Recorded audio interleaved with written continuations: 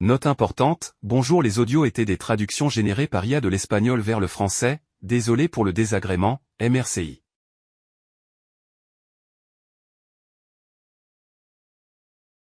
Bonjour, je m'appelle Rodolfo, je suis passionné d'échecs et ma page AGEDRODCHES vous offrira, si vous nous suivez comme aujourd'hui, des conseils, des analyses et des outils pour améliorer vos performances aux échecs.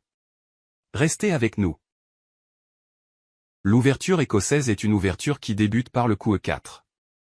Les noirs répondent par E5, les blancs attaquent le pion noir par con Fer3, et les noirs le défendent par CC6. C'est la base d'ouverture comme la Ruy Lopez, l'ouverture italienne et d'autres, mais ici, les blancs ne jouent ni FB5 ni FC4, ils jouent D4.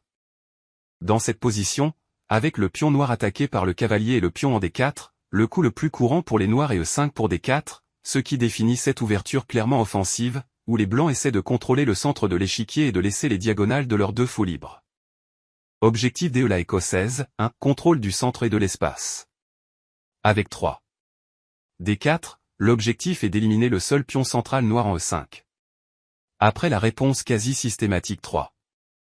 EXD4, les blancs obtiennent les avantages suivants, dégagement du centre, en éliminant les pions des colonnes D et E, les blancs se retrouvent généralement avec un pion en E4 ou E5 dans certaines variantes.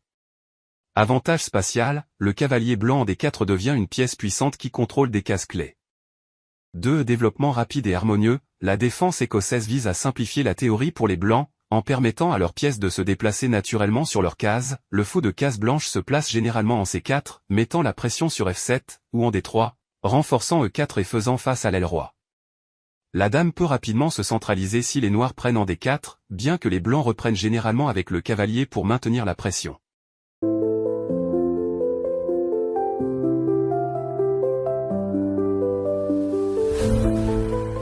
La variante classique de est l'une des plus jouées.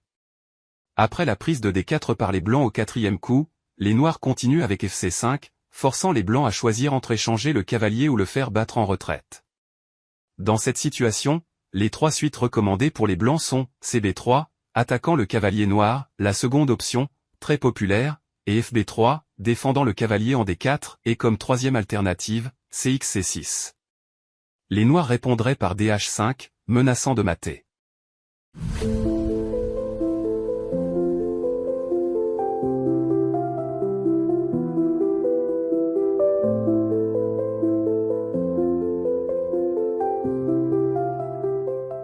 Comme tous les gambits, il implique de sacrifier un pion, ou de retarder sa récupération, en échange d'un avantage significatif en termes d'initiative et de développement, ce qui le rend très agressif. C'est une de mes variantes préférées, très dangereuse pour les joueurs non avertis, les blancs visent un mat rapide ou une attaque fulgurante sur l'aile roi. Cette première ligne est ma préférée, jetez-y un œil.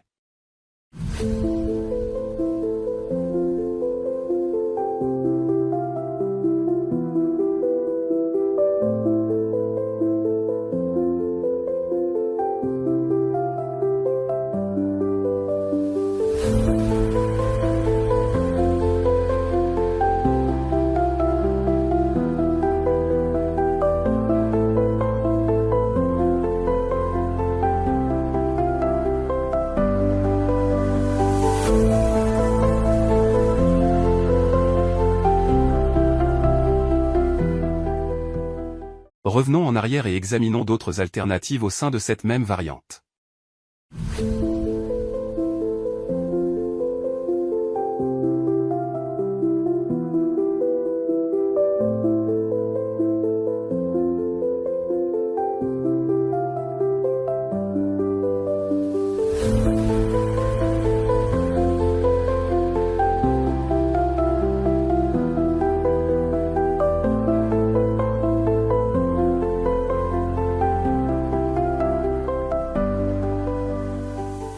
Dans le gambit guerin, avec le coup C3, les blancs, au lieu de reprendre le pion D4, offrent un sacrifice pour accélérer leur développement et ouvrir des lignes d'attaque, un peu comme dans le gambit danois, mais avec les cavaliers en F3 et C6 déjà développés.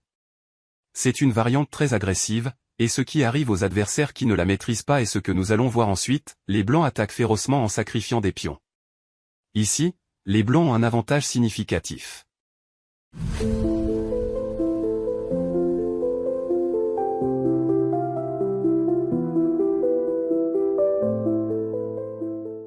Cette variante est très agressive pour les noirs.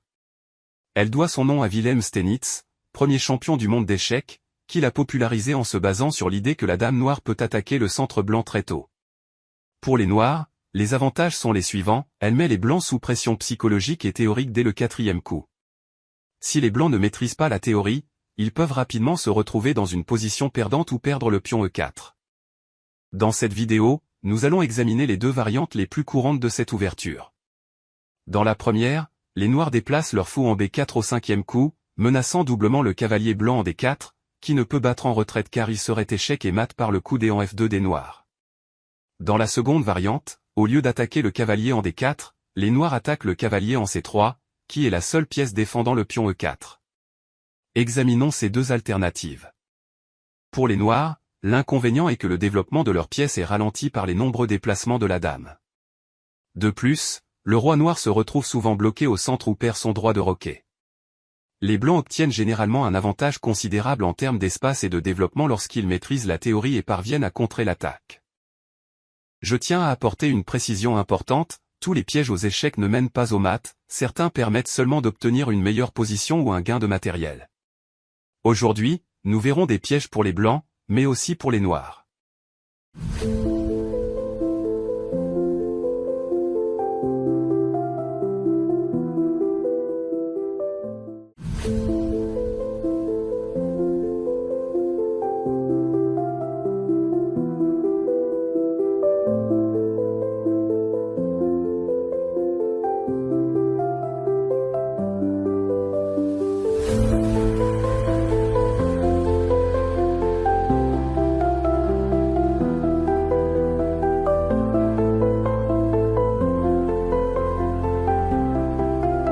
Dans ce premier piège, les blancs gagnent la dame. Si les noirs jouent roi en F7, les blancs capturent la dame noire avec dame en D8. Si les noirs ne capturent pas le fou et jouent roi en E7, ils perdent également la dame car les blancs joueraient fou en G5 et gagneraient la dame de toute façon.